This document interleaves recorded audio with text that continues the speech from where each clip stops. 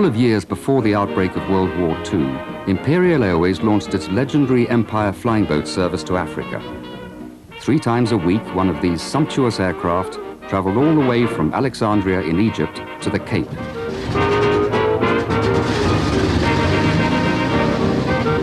It carried 17 passengers in standards of country house comfort still talked about today, and its mail service was the bond that held the British Empire together.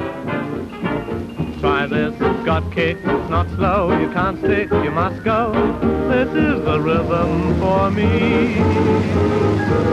This beat, it's got style, it's got heat, you must smile, it's complete. It's just the rhythm for me. We've had enough of Charleston beating. This rhythm has got central heating. Just think, it's got these, it's got those, it's got me, and who knows? This is the rhythm, the only rhythm. This is the rhythm for me.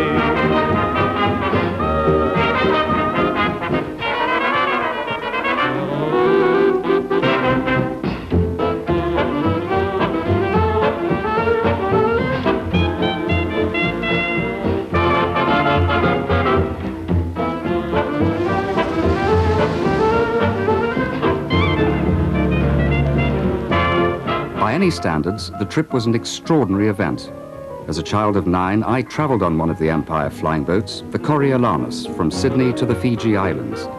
It was one of those childhood experiences that leave an indelible mark on the man.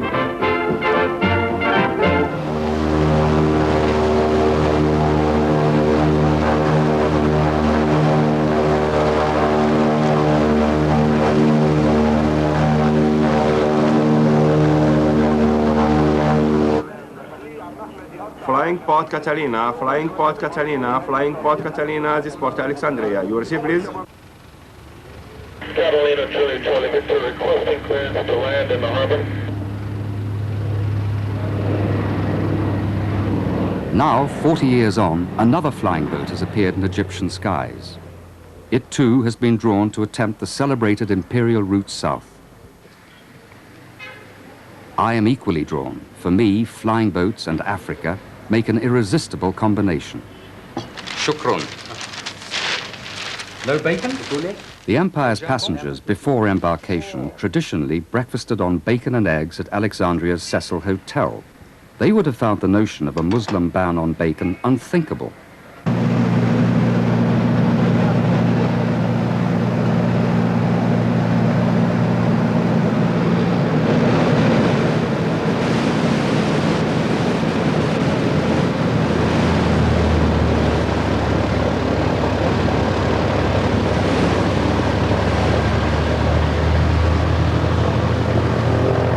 Neither the plane nor its pilot have been to Africa before.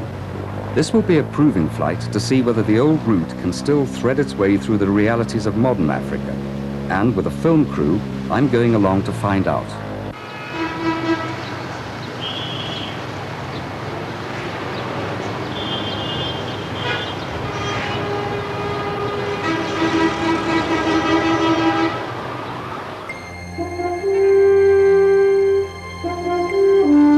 The first sighting produces mixed feelings.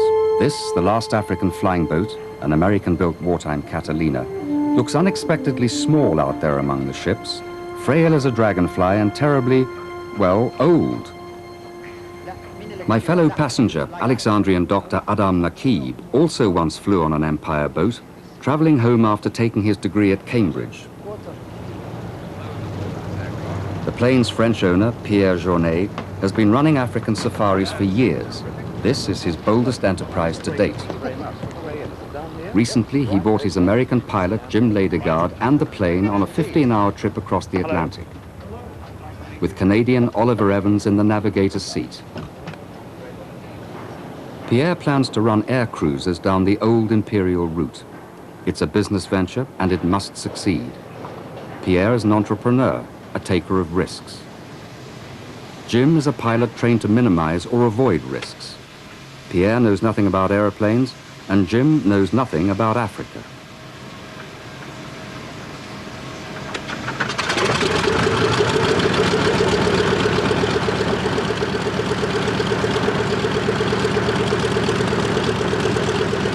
This Catalina is 45 years old. Of the 3,000 built during the war, only 70 are still airworthy. Pierre found this one abandoned in Canada with birds nesting in it.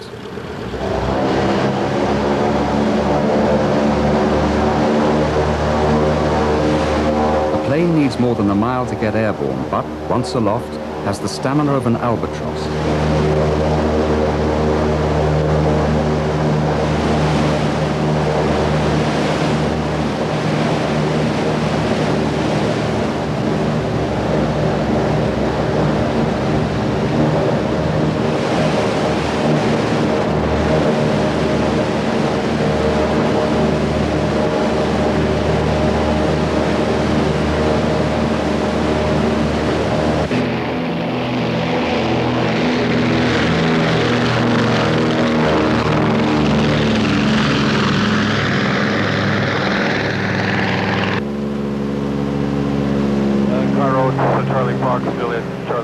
The Mediterranean slips away behind.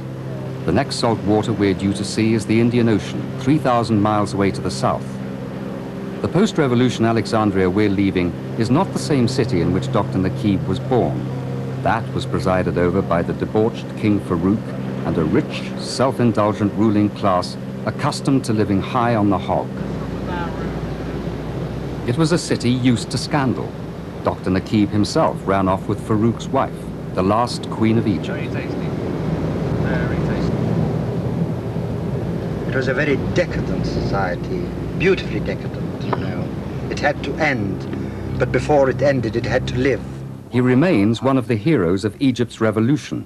He founded its National Health Service, but he retains vivid memories of the old Alexandria. Well, you're invited to a dinner which you have that very bourgeois thing, caviar and champagne, you know, and That's bourgeois. very bourgeois, of course.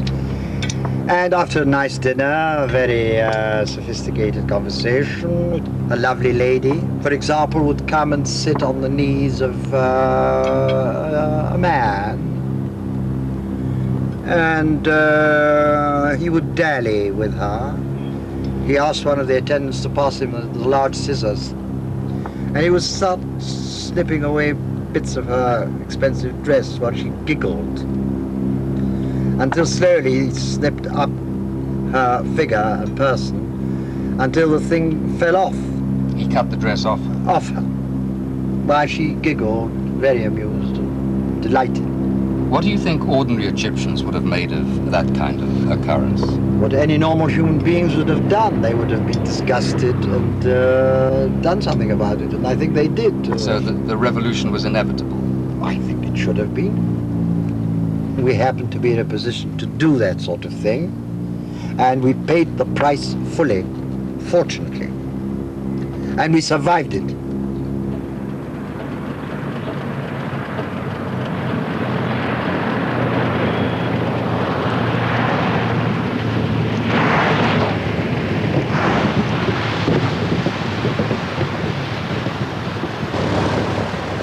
I remember distinctly landing on the Nile, and there would be a motorboat waiting for me, of course, specially.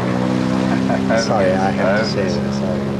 This is sent by King Farouk? No. My father would be in it, and I would land on. Please forgive me for being so immodest. I mean, it's part of my nature. The flying boats which called here at Cairo were state-of-the-art machines, the last word in aviation technology.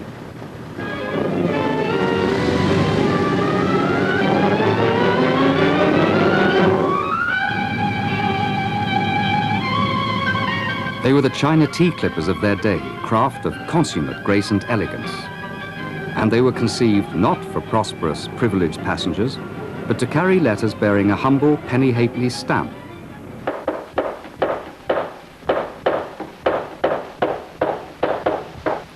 When Parliament approved the Empire Mail Scheme, it ordained that a letter could be sent to any part of the British Empire for the price of a cup of tea. Imperial Airways won the contract. From Short Brothers of Rochester, they ordered 28 revolutionary new planes, sight unseen and straight off the drawing board. They were built by shipwrights and launched down tallow-smeared slipways into the River Medway. The Empire Mail Service was as much a political flourish as a social service, a gesture of solidarity from the mother country to its colonies and dominions far away.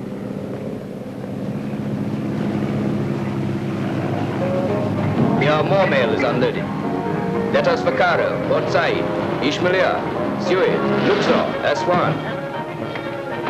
The letters which the flying boat has brought close the lonely distances that separate people and countries. News from England, only 2 days old. Details of serious events in Dorset or in Lincolnshire. Baby has a tooth, and the cat has kittens. Temperature on Tuesday was nearly 80.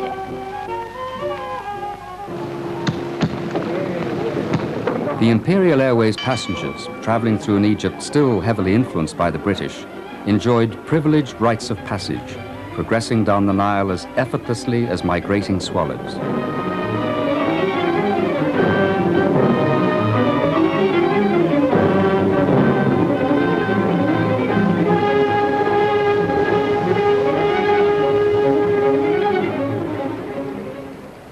For us, though, Cairo was a compulsory stop. We could go no further until we had collected official permissions for water landings in Upper Egypt. After months of negotiations, however, the paperwork seemed less than complete. Armenia, no, I don't know exactly. I shall take the last information now with telephone. And Aswan okay? Aswan okay. Abu Simbel? Abu Simbel okay. Everything okay. Okay, we're starting engine. The ancient Egyptians believed the world was created out of a chaos that always threatened to overwhelm it, embodied today by one of the most impenetrable bureaucracies on earth.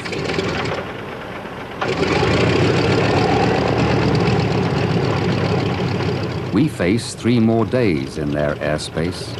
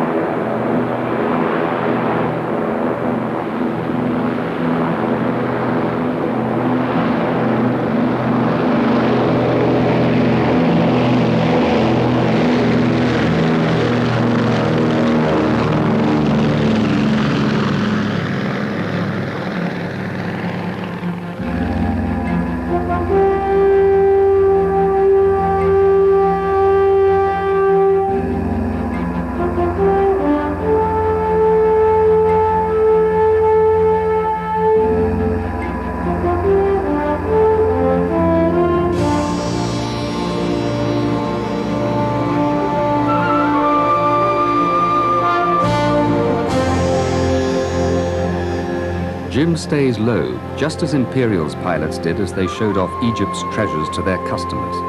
But they did so with an eye on the dashboard clock, keeping to a timetable as immutable as that of a Swiss train. As the flying boat leaves Cairo, she passes close to the pyramids. For 60 centuries, men have looked up at them as a great monument of the ancient world. Today, men can gaze down on them from the windows of the newest triumph of the modern world.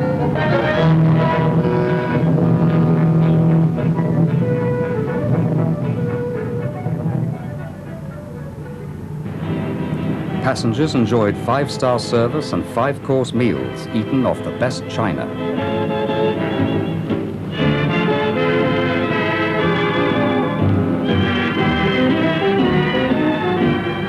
There was a smoking cabin, fold-down beds, a stand-up bar, and a promenade deck. It was the ultimate grand tour, 30 style, conducted from the vantage point of an airborne cruise liner.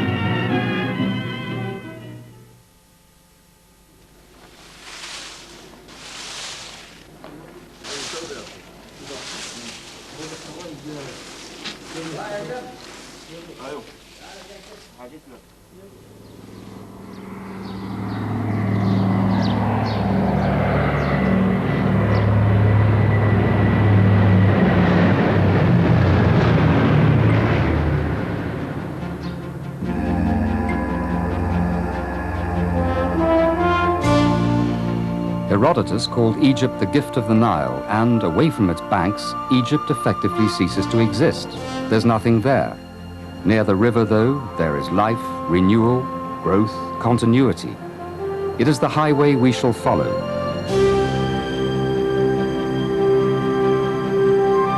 We're heading for the city of Aswan, where the Nile, blocked by a great dam, is suddenly transformed into a vast man-made inland sea.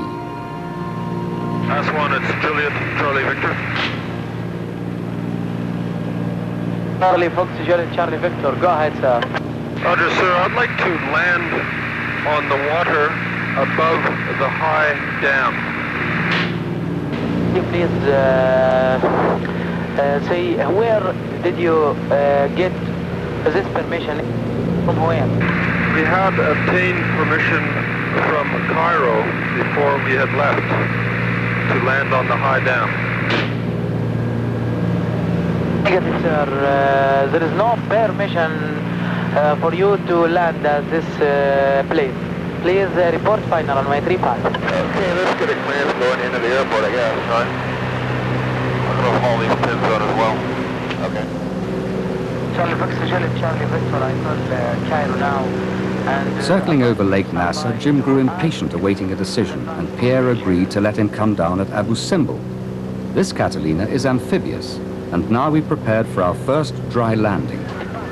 Cairo.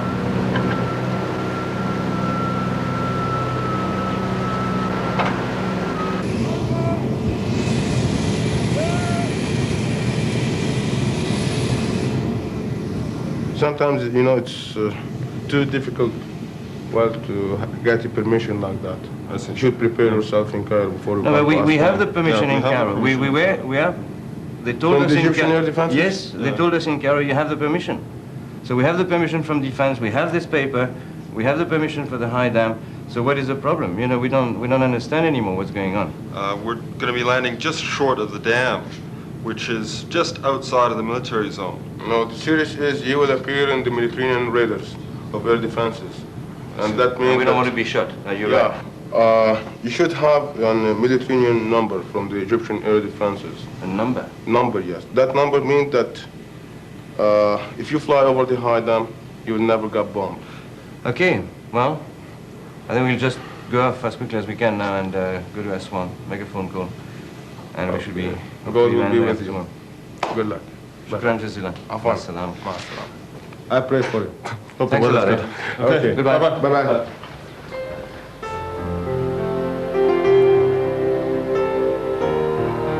Beaten by the bureaucrats, we doubled back to another dry landing at Aswan and a famous old hotel perched beside the first cataract. The Aga Khan often stayed here. So did Agatha Christie, who is said to have written Death on the Nile in one of the suites. Would you have some tea? I'd love to. It's also one of Dr. Naquib's favorite retreats, and this is where we'll leave him. Imperial's passengers stayed here too. They ate dinner, explored the souk, and if they had any sense, got to bed early. Their pilots notoriously like to get away at the crack of dawn.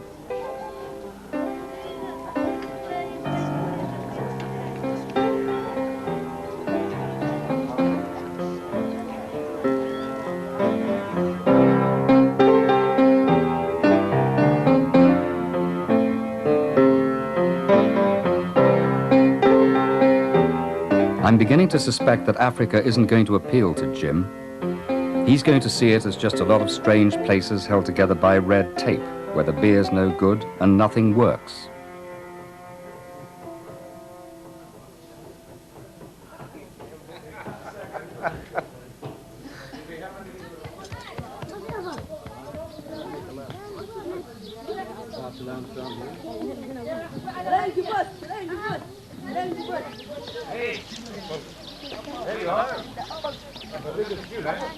Pierre will be selling his passengers a flying boat cruise, and they'll be expecting a water landing at Aswan. After many telephone calls, he finally gets the plane onto the Nile, anchored beside a village a few miles downstream. Yeah, Catalina. Catalina. Flying boat. It's a boat. Okay, the real police is all right. Catalina. Catalina. Flying.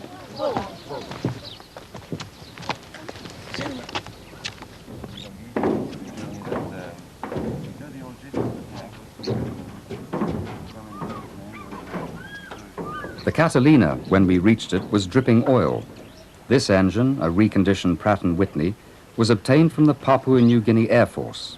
The other one from a man in Zimbabwe.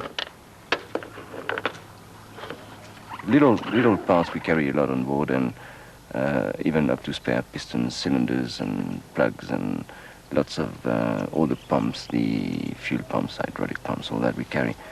And Jim can change that in a couple of hours probably, but if it came to an engine.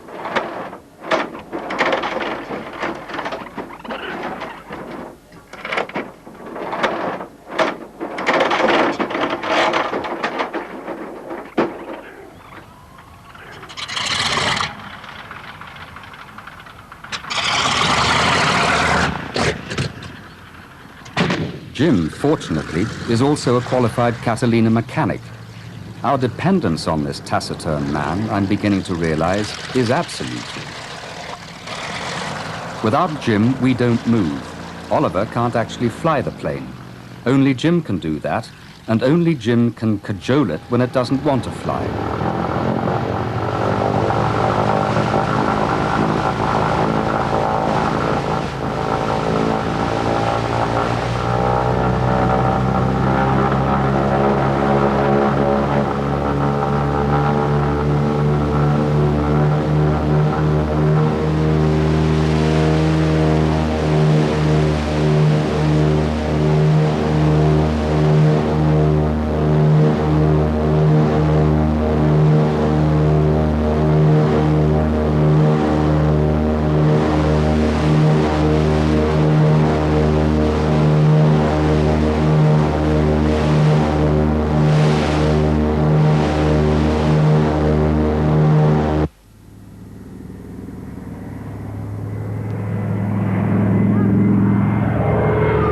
The ancient Egyptians believed the sky was so insecure it had to be propped on 4 pillars to stop it falling. How secure will we be up there? Destination is Khartoum in Sudan. I say again, Khartoum. That's affirmative, and just check, we will not be landing. Jim's relationship with this aircraft, which he's not flown before, is that of a cowboy doggedly breaking in a troublesome horse. You would overfly the aerodrome. We left Aswan.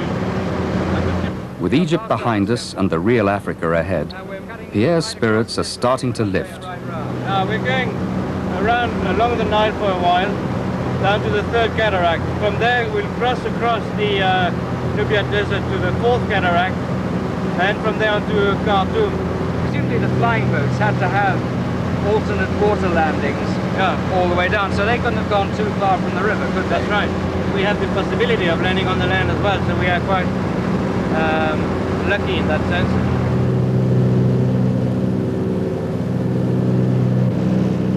We're following the imperial route almost exactly, never straying too far from the Nile.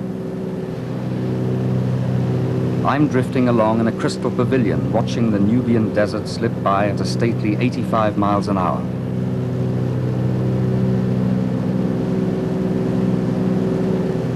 Over the 4th cataract, Pierre urges Jim lower and lower. I see one crocodile yet.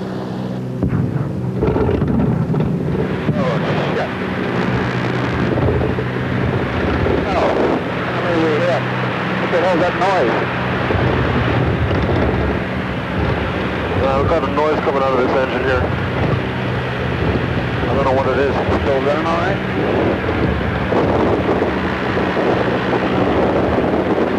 Yeah, it's still going.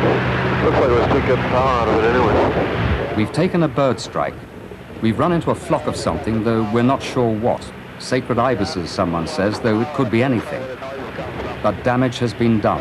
Get the hell out of here. How far we got to go to the nearest airstrip? 10 miles or 15 miles away. How far to Khartoum? I've got another 170. Yeah, let's take it down. All right.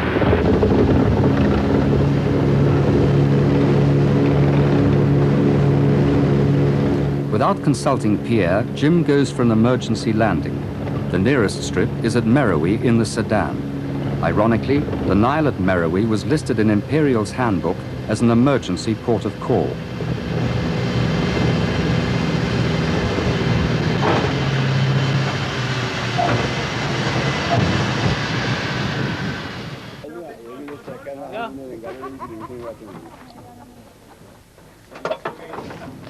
Jim?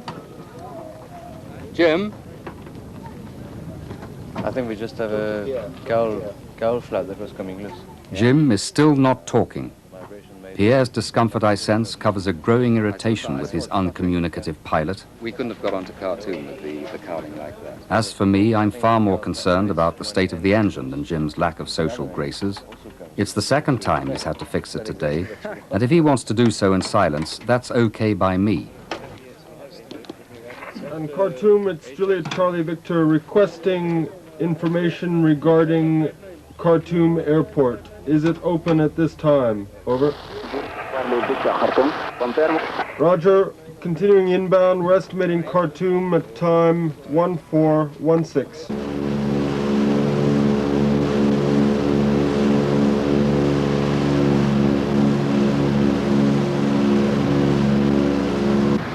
There are 150 words for wine in Arabic poetry, but the Arab religion forbids even a taste. It's going to be a few days before we get another one. We're now in the Islamic Republic of the Sudan, a country as dry as its own dusty landscapes. Go ahead. I just checked, we will be landing on the river at Giza. I say again, Sinjera. We'll be landing on the river, on the Nile. All right, you go in. Khartoum stands at the confluence of the two Niles. The blue runs down from the barren wilderness of the Ethiopian plateau, the white from Burundi, 1,500 miles away in tropical Africa.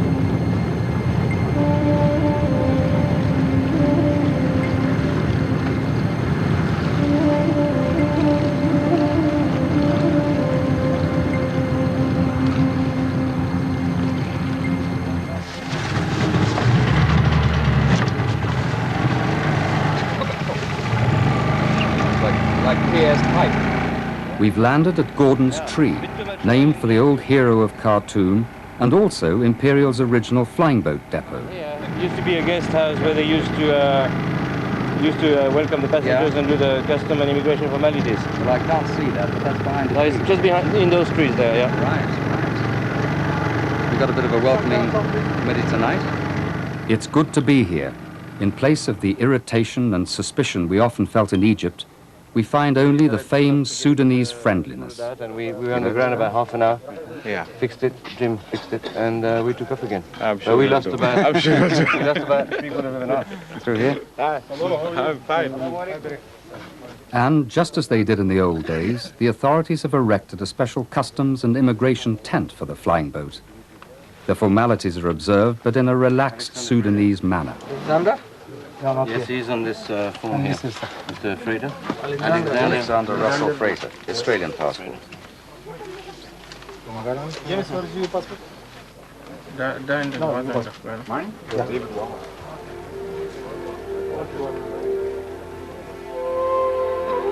This strikes a chord, the sleepy splash of water, a flying boat riding quietly at anchor. It's a scene from my childhood.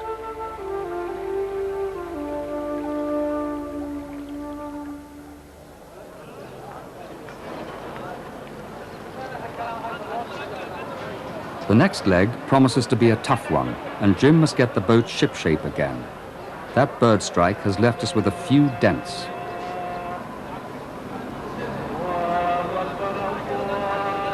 It's a long way from Spokane, back home in the shadow of the Rockies, and Jim, accustomed to well-stocked hardware stores with fast checkouts, doesn't quite know what to make of this medieval soup. Anybody speak English?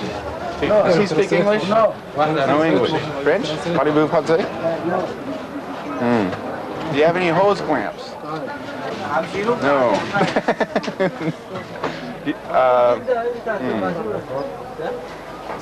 It's similar. Put it on. Put another one on. Clamp. No, that's a that's a valve. Clamp. You have a screwdriver?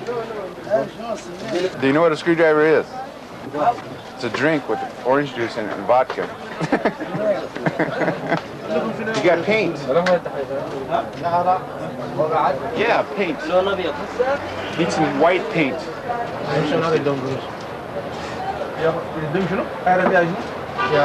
White? There are few foreigners in Khartoum. Those who live here, mostly aid workers, try and conjure up a kind of normality by holding weekly regattas at the Khartoum Sailing Club.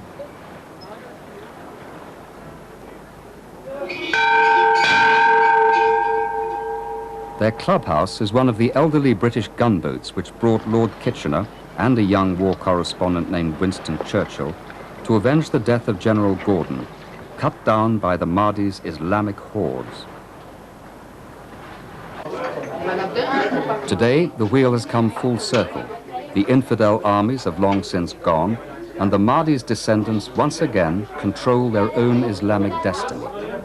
What's it feel like coming ashore after a hard afternoon sailing and being stuck with this stuff? It's very tough. Is it? You feel deprived? Very. But now Islam's fundamentalism is being challenged by other Sudanese in the south, many of them Christian. A bitter civil war is being fought with very sophisticated weapons, and our next leg takes us right over the top of it.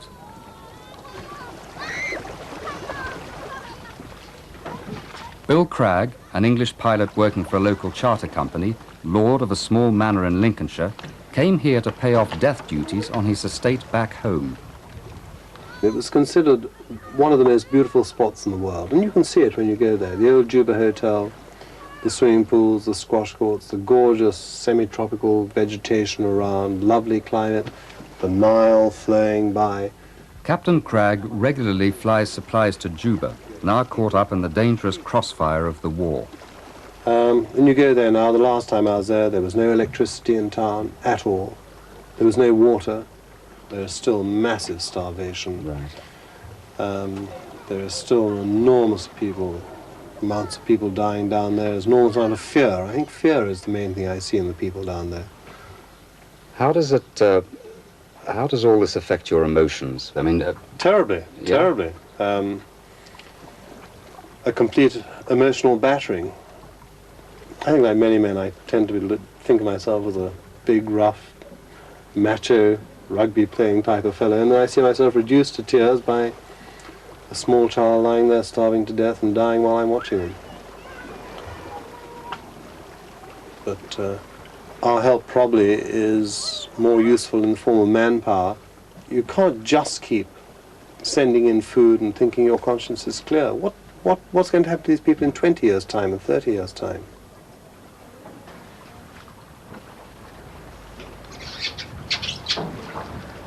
Jim? We burn 80 gallons an hour in flight, and since there's no fuel at Juba, we need enough to take us on to the next Imperial stop at Kisumu on Lake Victoria, at least 10 hours flying time away.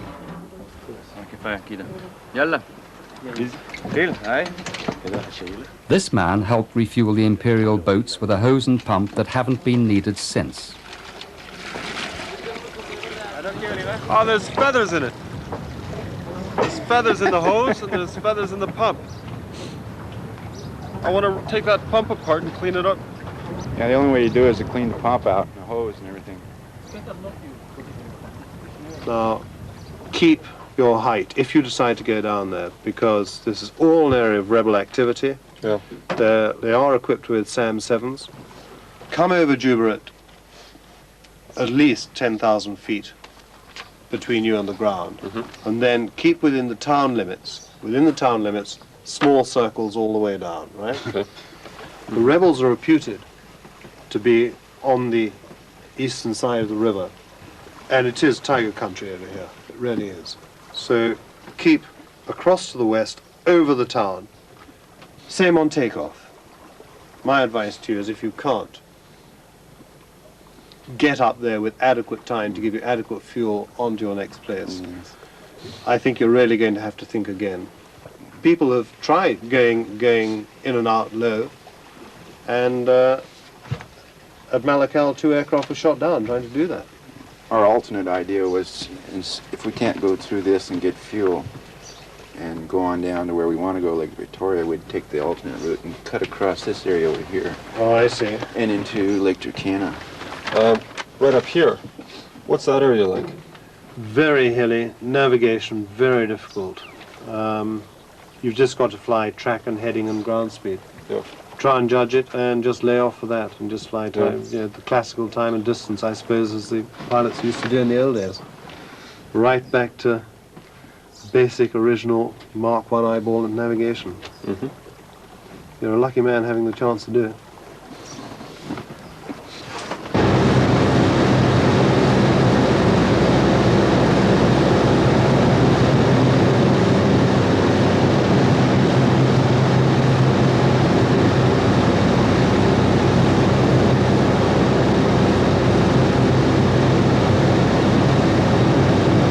Now we're making our first diversion from the Imperial route, following a southeasterly track that should bring us out to Lake Turkana in northern Kenya.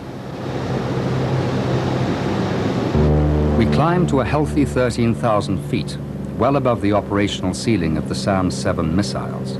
But the air is very thin, and Oliver needs oxygen to aid his concentration.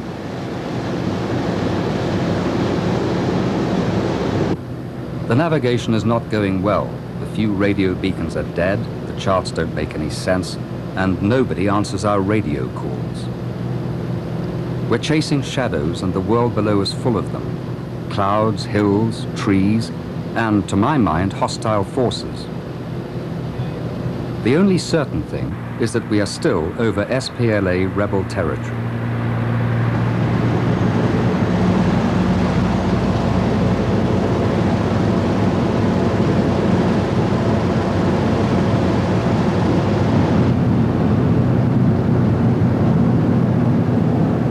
After 6 hours of solitude, there is sudden activity on the flight deck. Someone is talking to us. It's a flying doctor down in Kenya. She's on her way to Lake Turkana too, and tells us about a sheltered bay where we can land. She also promises to make smoke to guide us in.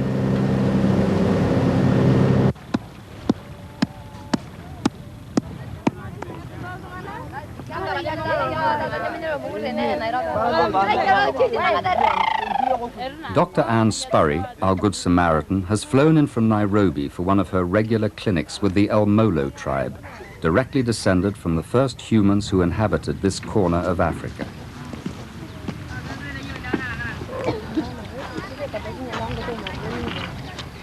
Dr. Spurry is French, one of the pioneers of the Kenyan Flying Doctor Service. She's 70 years old, but aims to continue her work for as long as she can keep her pilot's license. One of the conditions she treats here is stress, handing out phenobarbital to help people sleep. Life on the lake is hard.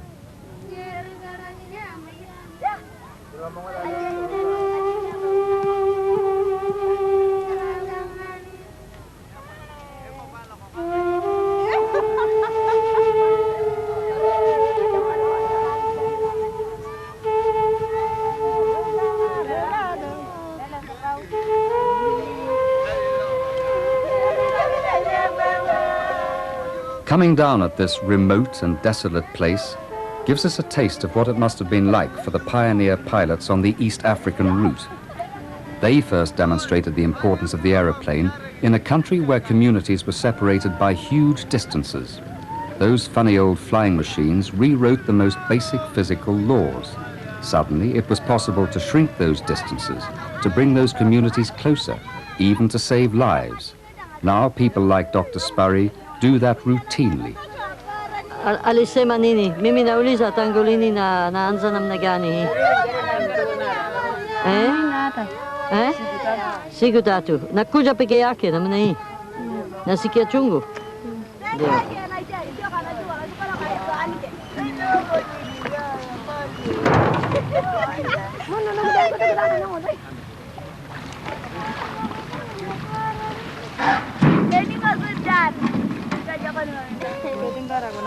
Nakula mbili sasa. Okay. After our long trek south, the tanks were low. Pierre, putting his insider's knowledge of Africa to good use, winkled some fuel out of a local trader.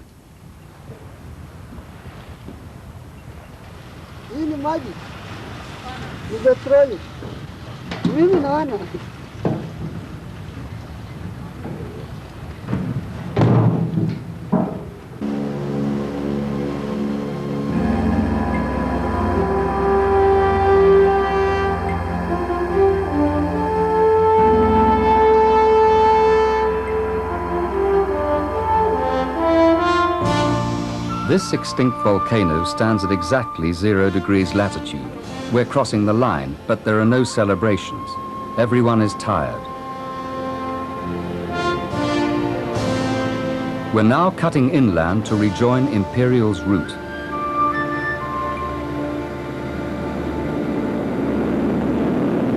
The Empire boats shadowed the Nile all the way down to the freshwater ports of Lake Victoria.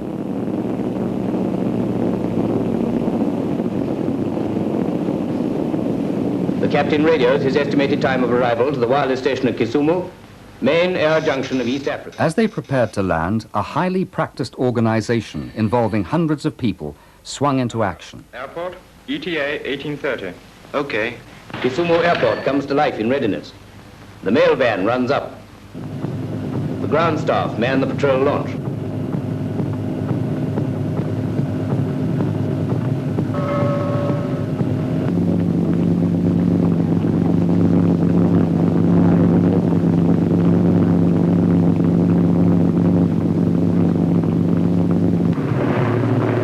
Feet above sea level, the airport of Kisumu lies in a sheltered corner of Lake Victoria, the second biggest freshwater lake in the world, as large as Ireland. Flying boat arrives, bringing government officials back from leave, settlers for the farms of Kenya, engineers and doctors coming out for a term of service overseas, and, most important of all, letters from home. Isn't it lovely? Yes. Where's that bag? Last store?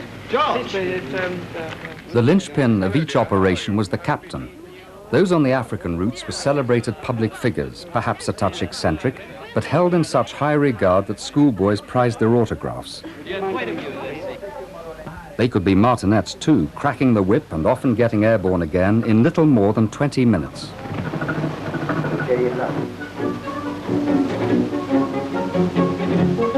In the early hours, the flying boat takes off from Lake Victoria for the last 2,500 miles of her journey to South Africa.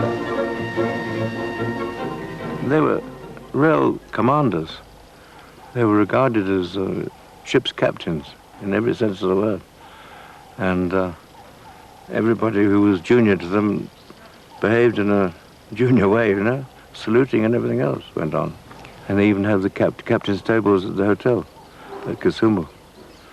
The awful old hotel used to be called the Dysentery Arms. Peter Colmore, who once worked as Imperial station manager at Kisumu, knew the captains well. I simply must tell you a story about the great Captain Dudley Travers. He'd been about an hour out of Kisumu, and he'd taken off and he'd leveled out and looking forward to get to the next stop.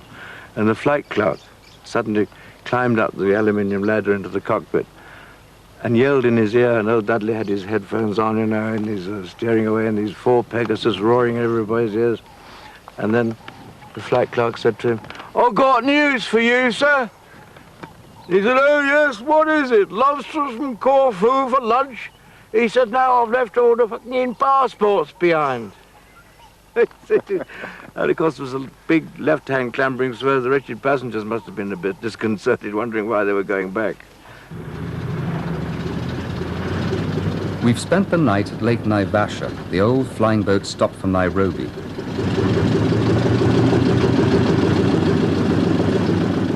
Imperial's wooden jetty has long gone, along with the brass bell that once summoned passengers to the lake.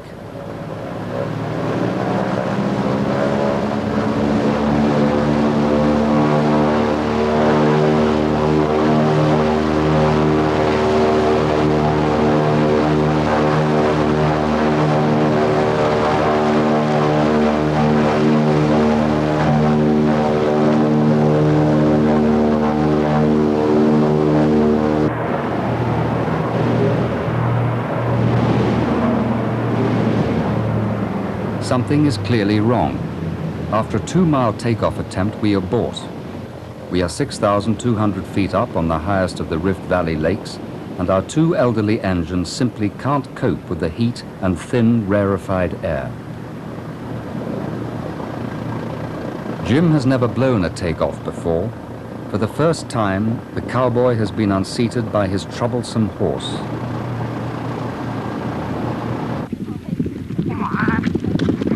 With flying abandoned for the day, we go native.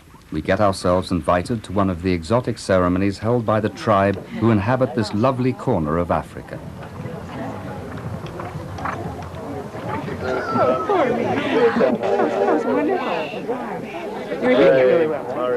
What sets these Africans apart is that most have accounts at Harrods.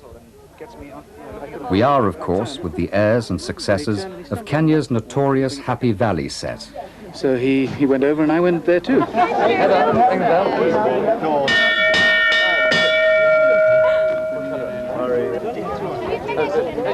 Once there were more British aristos here than you could shake a stick at, and it was the Imperial flying boats operating from the lake and allegedly running on champagne that were their direct link with home. We get onto this superb flying boat, huge seats, absolutely marvellous, lots of leg room, and an observation deck up above.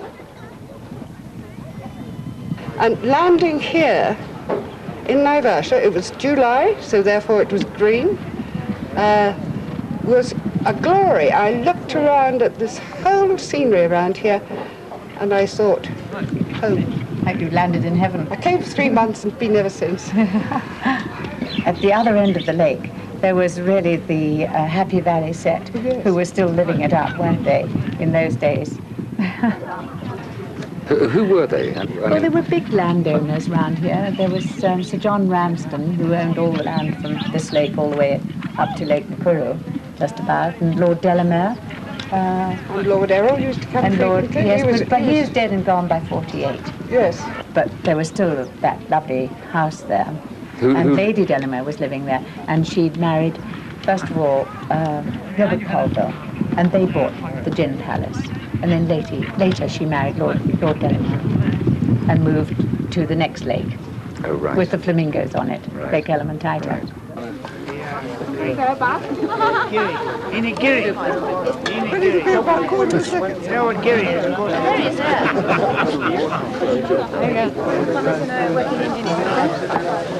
What do black Africans make of this? In Naivasha, the races coexist all right, though it was sometimes hard to believe that this was the same country in which the Mau Mau guerrillas wrested independence from the whites. Lovely. We seem caught in a strange time warp here. Now, where do we go next? Yes, I mean, what we want to do is make sure that your knee is over his knee, so you've got the lead over him. It's a very intimate thing to do to a total stranger. I mean, just... They love it. Do they? No, they love every moment. I don't think you think of it when you're going hurtling along like that. This afternoon I was watching Linda and Charles Nightingale. They were rushing down here at great speed, 2 of them on their own. I thought, oh yes, and their game was over there. Several hours later, in the cool, buoyant air of morning, and with only a single cameraman left aboard, the rest of us made our own way to Nairobi. Jim tried again.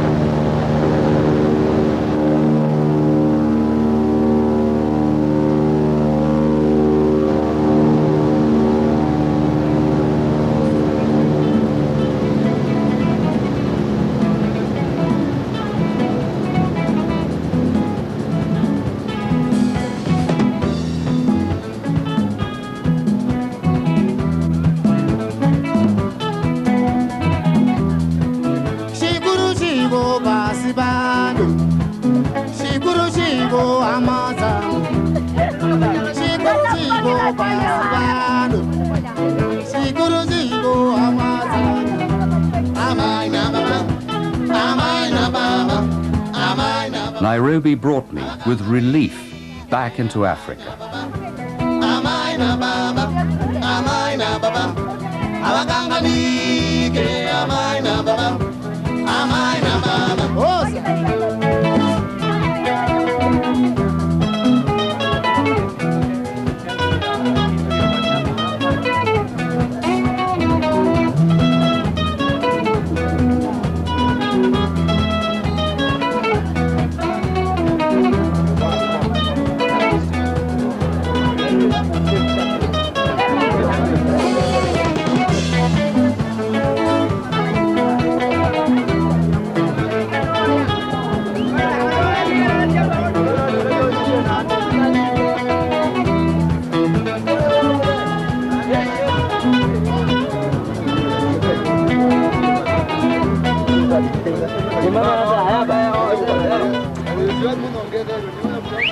Once the well-to-do middle classes in Nairobi were all white, but not anymore.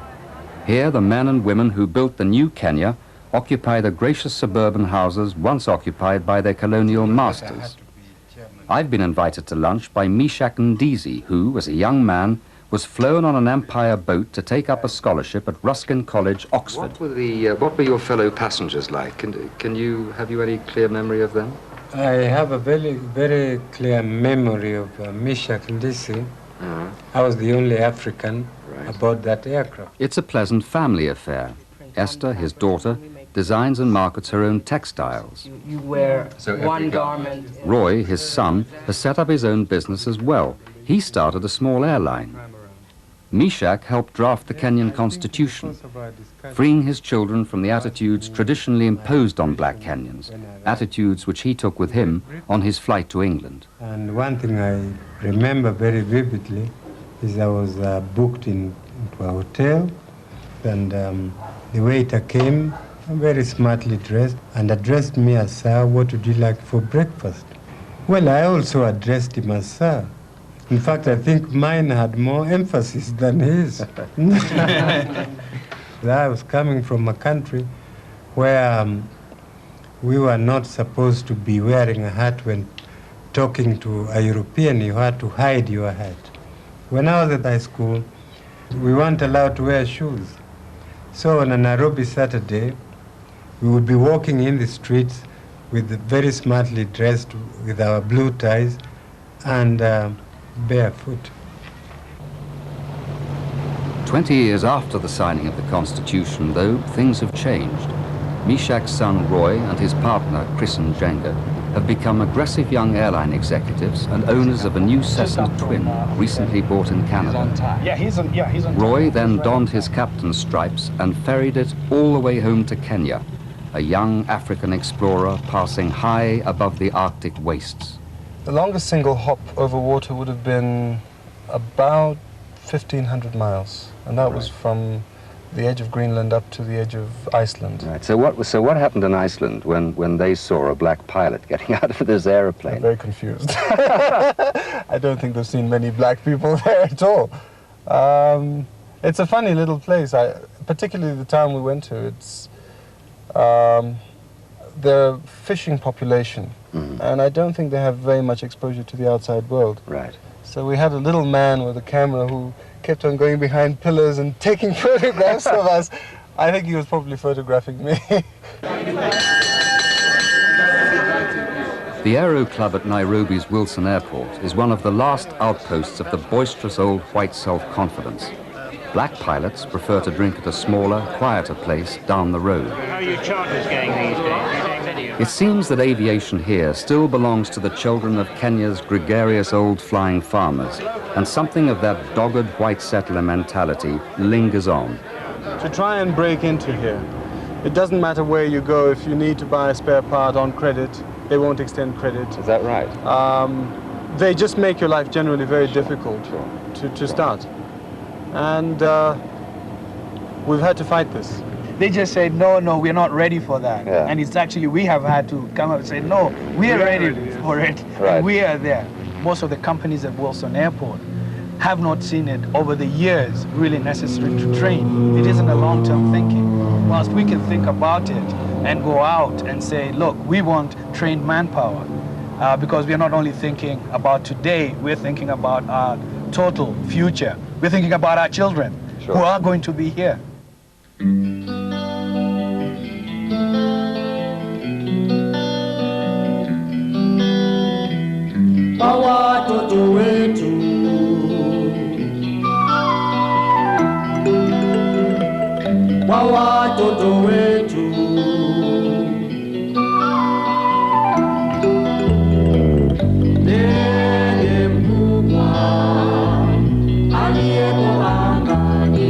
This is a good moment.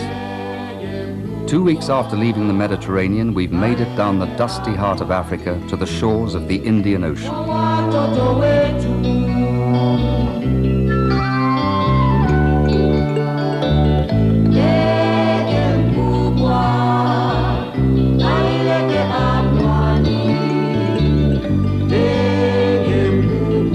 We land at Zanzibar's ancient Dhow harbour, where once they shipped in the terrible commodity that made this island rich, slaves. Dr. Livingstone, who had a house here, called slavery the open sore of the world and fought it relentlessly. For that, he is honoured here today.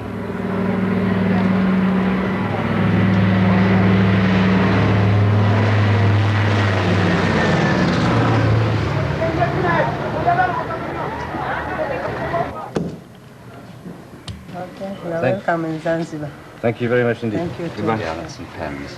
Some pens? Yeah, I'm a writer. You want Yes, I want one. My head. Yeah? Okay. Thank you very much. Jim is joined by his wife Sharon, a retired rodeo star. Pierre has flown her out from the States because he's worried that Jim, fed up with Africa, might suddenly jump ship and head off home. I would like to talk to the manager. She might even, with luck, bring out a new and gregarious Jim, a Jim who'll mix with the passengers. No, yes, no. No, cold? Cold, yes. No colder than that? Hot? Like I cold? need cold beer. Cold beer. Yeah. Cold. One very cold beer and 2 glasses.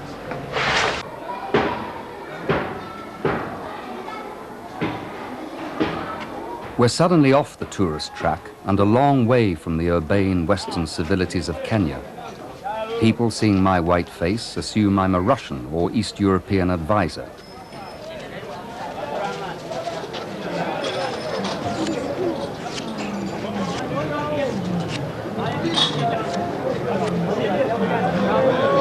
It's a claustrophobic but fragrant little island. Even here in the sweaty market, the air is pungent with smells from the clove distillery down by the Dhow harbour.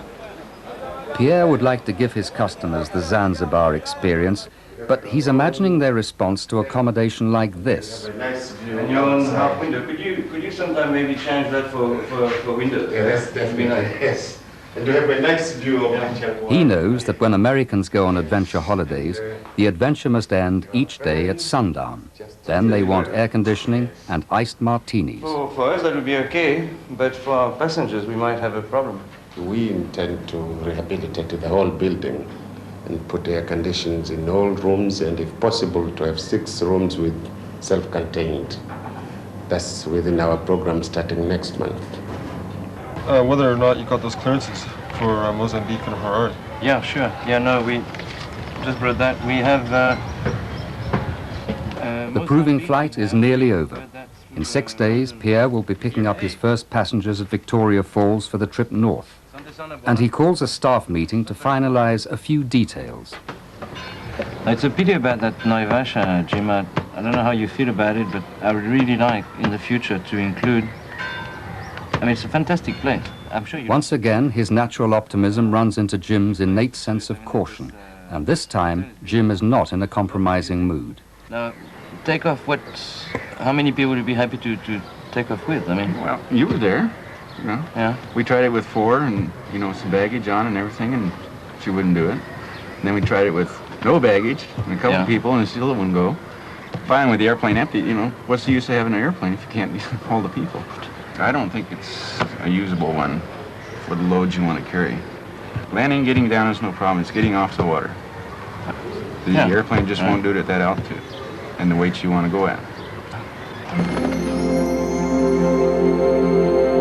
So, still leaking oil, we head off on our final stage to the Ilha de Moçambique. It was one of the Empire's last stops before South Africa, a tiny, old, glittering city, a kind of jewel box.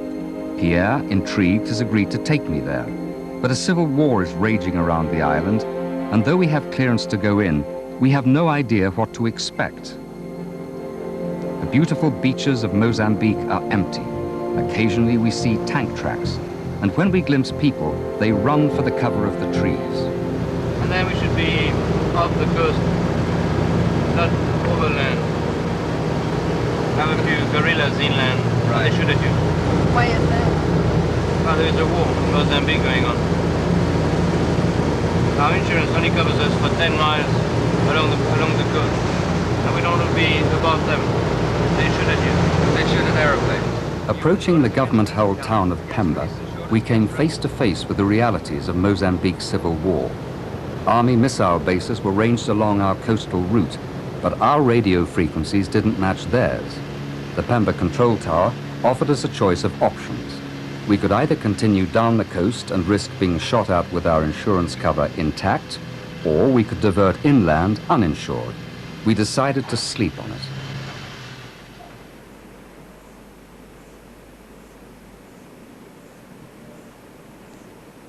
Apparently there's a no-man's zone right in and around this We area chose the here. safer inland option, but then a Canadian pilot on a relief mission warned that the Renamo rebels were a lot more active than officials had led us to believe. I didn't guess mean no man's land. It's a Renamo land. It's no man for us. Yeah. We don't want to go in there. Yeah, and that would extend south pretty well as far as this right here then. The last time I was in there was like 3 months ago. Yeah. So my information isn't current. Right. You know, things are fluid here. They change day to day. It could be hot one day, it could be not the next. I mean, remember, this is Mozambique. It's a country of war. Everything changes. Wherever you fly in the country, you've got a risk. Yeah. It's accepted. Are they shooting at civil aircraft? Oh, they shoot at low-flying aircraft that aren't supposed to be there. You're talking about Renamo. Like both of them will shoot at you. Right. Yeah, you have to be aware of that. Inland or along the coast, both options looked equally bleak. Even the idea of turning back, now quite appealing, wasn't feasible. With little to choose from, Pierre ordered Jim inland. 10 minutes after takeoff, we ran into the extremities of a tropical cyclone. Jim's instinct was to fly high in case there were any SAM-7s, but Oliver pointed out that if he lost sight of the ground, he wouldn't know where he was. The compromise was to hug the cloud base.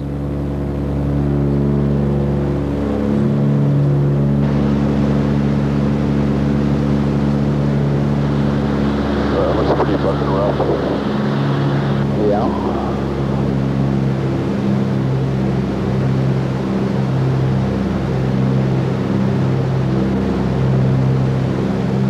My worries about insurance and the starboard engine were overtaken by the nagging thought that someone down there might be watching us through the eyepiece of a missile launcher.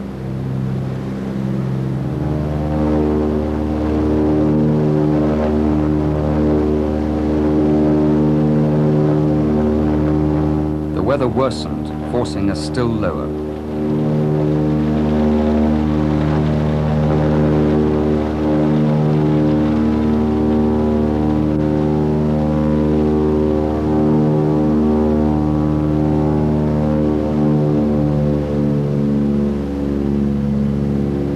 Then, all at once, we were there. The tiny Ilha de Moçambique swam into view. A wave of relief ran through the plain.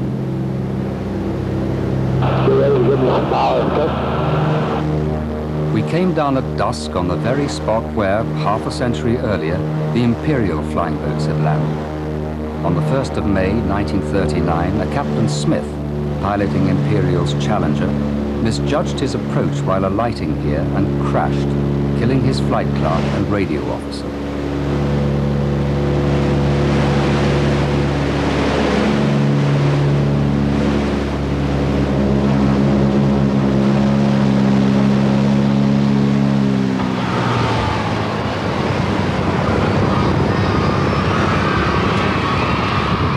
noise coming across the water astonished us. It was like the roar from a football terrace, and many of the cheering, yelling islanders even waded in waist deep to wave to us. Most were refugees from the war, homeless and hungry, and the generosity of their welcome was extraordinarily moving.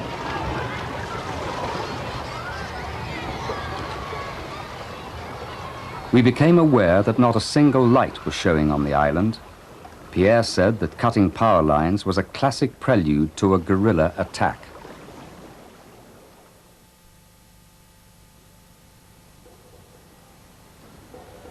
When the last flying boat landed here, this had been a beautiful, well-ordered little place. The ancient capital of Portugal's African empire, it was founded more than 3 centuries ago, conceived as a tiny replica of faraway Lisbon. Then, in 1975, the Portuguese suddenly ran away. Threatened by native freedom fighters, they were packed and gone within days, leaving behind their perfectly miniaturized rendering of a great European city.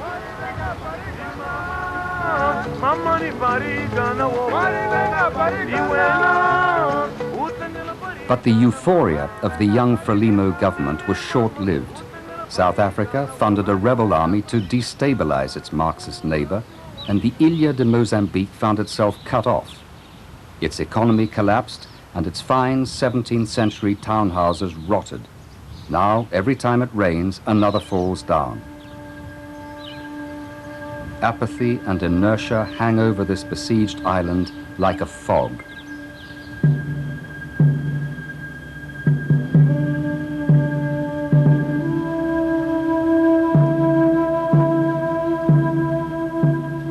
Ironically, these useless old guns are pointed straight at the village of Mozuel, clearly visible across the water, where the Renamo rebels have their headquarters, and the staff officers plan their eventual conquest of the island. Most of this landscape is under their control, and very little moves here without their say-so. Refugees are arriving all the time, 1,000 more within the past 2 weeks. Room is made for them, nobody complains. The future is something they do not contemplate. The present preoccupies them entirely. Yeah, fish. Eh? The dozen shops have nothing in them and are closed. There isn't enough food to justify the existence of a market, so you get it where you can. How much per kilo this one? 500, guys. Eh? 500. 500? Yeah. How much is 500? 1 pound, 2 pound, 3 pound, 4 pound, 8 pound.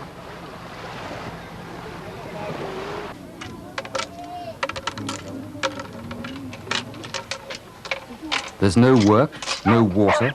The guerrillas blew the main some time ago. Only sporadic power and very little hope.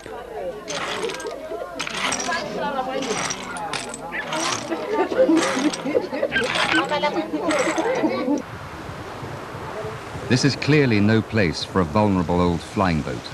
Pierre knows he cannot return here.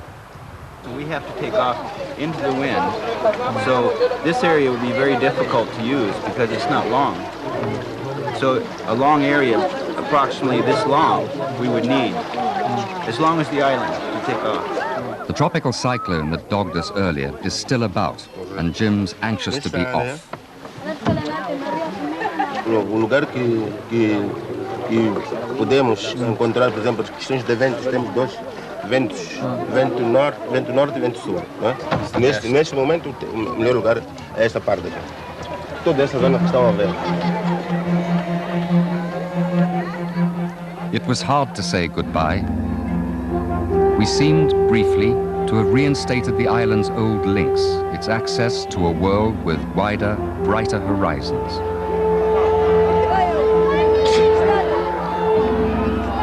Two hours later we departed, waved off by a people who, despite unimaginable hardships and deprivations, had shown us nothing but kindness. The last of the African flying boats leaving the weird little island where the empires once called. Both the island and the Empire boats are anachronisms, of course. They're relics of an era when European powers saw nothing strange about constructing sumptuous flying machines for their male and ruling classes, or building gilded replicas of their capitals on tropical mud banks far from home. At the Ilha de Moçambique, the two came together. But to what purpose?